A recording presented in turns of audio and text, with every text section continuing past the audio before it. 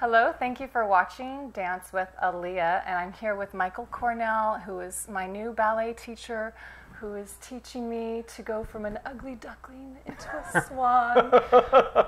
And really excited to be taking your classes. It's intimidating as an adult, certainly in their 30s, to start taking ballet.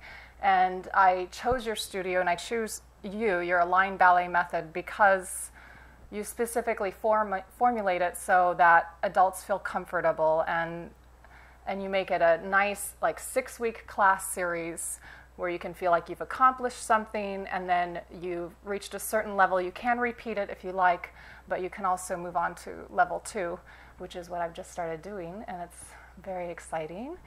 You had taught adult level classes before you started this method. How did you create this method? Well, I think it all happened very organically. I had been teaching adults in Los Angeles for over 10 years, and I had also been simultaneously working as a personal trainer, and this is all post my professional dance career. So I think the two worlds collided in that I had a strong technical background in classical and contemporary dance.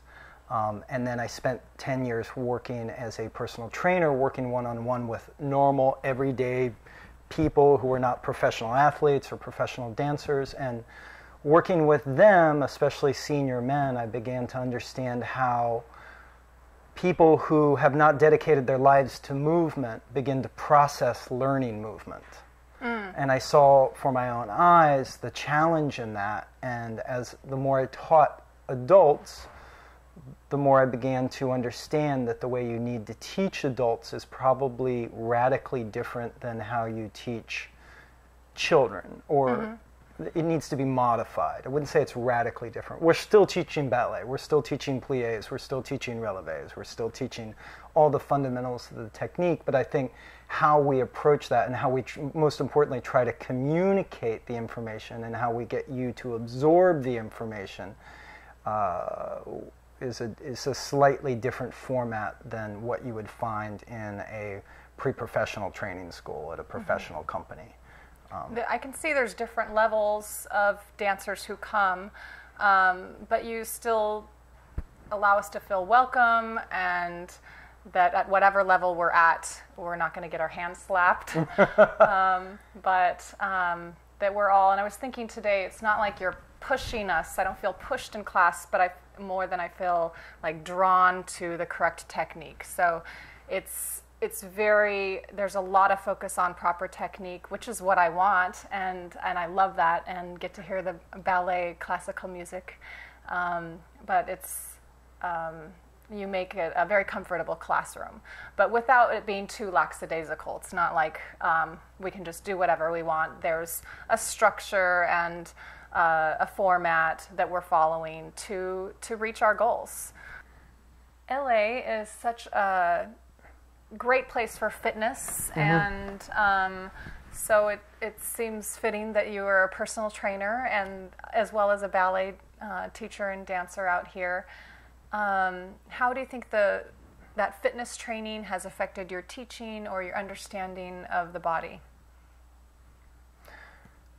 I think when I was a dancer, I had a certain approach to my work, and that I always took sort of a very organic approach of not pushing myself. I pushed my body very hard, but I never tried to force my body into positions because I just wasn't trained that way. Luckily, I had teachers who were at the time current enough to not force my joints into positions that would be damaging for me. They were always talking about proper body alignment for the long-term safety of your body and your career, and I think that always paid off for me. So, but I think having gone and worked with people and sort of expanded my knowledge on the anatomy and exercise science, it gives me a greater understanding of working with adults and limitations. As I was saying, older adults have different scenarios that they have to work through. They have different limitations than younger adults, and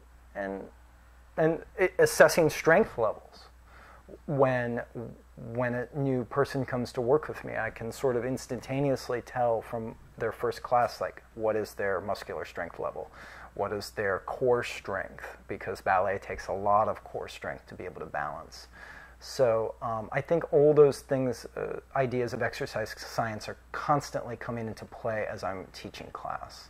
I'm thinking about that. And I'm fascinated by how people learn information. And so I'm constantly trying to find better ways to communicate during the class. It's like coaching. And like the NBA, the best drill coaches in the NFL or whatever sport, it's coaching, it's cueing, it's getting people motivated. People learn and access information in different ways. Some people learn it by watching it. Some people learn it by thinking about it. I think the best way to learn dance is just by doing it, getting physical. That's my process, and that's what I think is most effective. But each dancer is going to somehow learn slightly different from the person next to them. So I try to do all of the above. I do a visual display of what the movement looks like. I talk it about what it should be, how it should be done, so I intellectualize it. And then I get everyone to do it, and I try to do that all at the same time. Display, describe, and coach. And I think that is part of our process, and why the classes, I think, are effective, and people, they grasp it in 6 classes.